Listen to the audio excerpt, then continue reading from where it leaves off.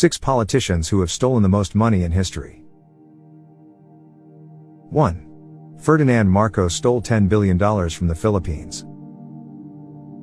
Philippines Prosperity Ranking, 84 out of 167. The Philippines were controlled by Ferdinand Marcos for 21 years.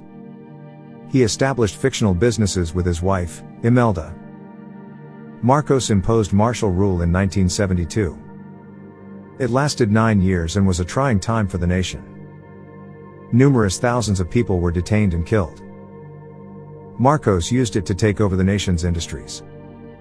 For $220, he purchased the national electricity business. In every sector, Marcos held a dominant position. Everything was his, from casinos to TV, from logging to smokes. Since Marcos is a lawyer, everything was entirely legal. He wrote the laws himself. After a rebellion in 1986, Marcos and Imelda left the Philippines. Nobody has discovered the money because they took it with them. 2. Zine El Abidine Ben Ali stole $13 billion from Tunisia. Tunisia Prosperity Ranking, 99 out of 167. Ben Ali and his wife Layla Trabelsi bled Tunisia dry. They granted themselves ownership shares in all of its main enterprises. The pair owned banks, airlines, auto dealerships, radio and television stations, as well as ISPs. On top of everything else, they also earned kickbacks. Frozen yogurt was flown in from France for Ben Ali's kid. It was flown there on a private plane. The authorities left Tunisia following the 2011 Jasmine Revolution. Layla took 1.5 tons of gold out of the government's vault before she left. They settled in Saudi Arabia. Following the issuance of an arrest order by Interpol, Ben Ali had a massive stroke. 3. Suharto stole $35 billion from Indonesia. The New Order era under Suharto helped the economy. Unprecedented growth was really experienced in Indonesia. Suharto, though, was a military leader. To amass fortune, he utilized his uncontrolled authority. In the end, Suharto sold China the infrastructure of Indonesia. Chinese-owned businesses continue to have an impact on the overall economy. The Asian financial crisis had a severe impact on Indonesia. Suharto resigned, but it was decided that he was too ill to stand trial. He died in peace. 4. Viktor Yanukovych stole $40 billion from Ukraine. Ukraine Prosperity Ranking, 74 out of 167. The presidential term in Ukraine is of 5 years.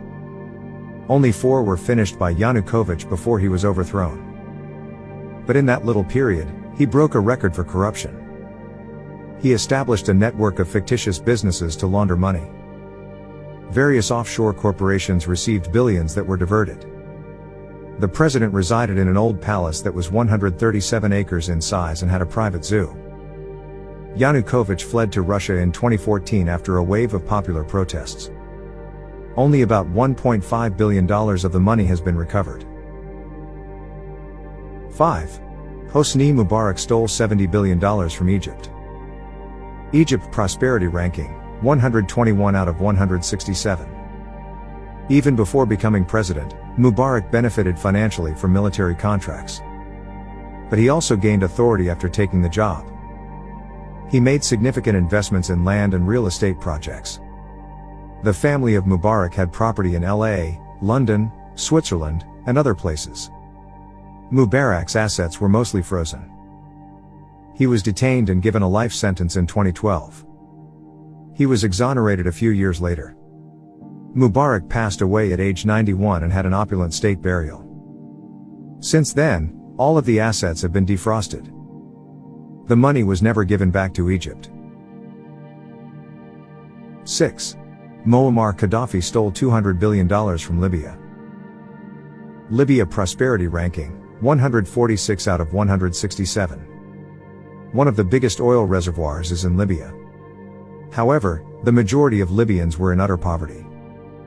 The oil riches were utilized to finance the opulent lifestyle of one family.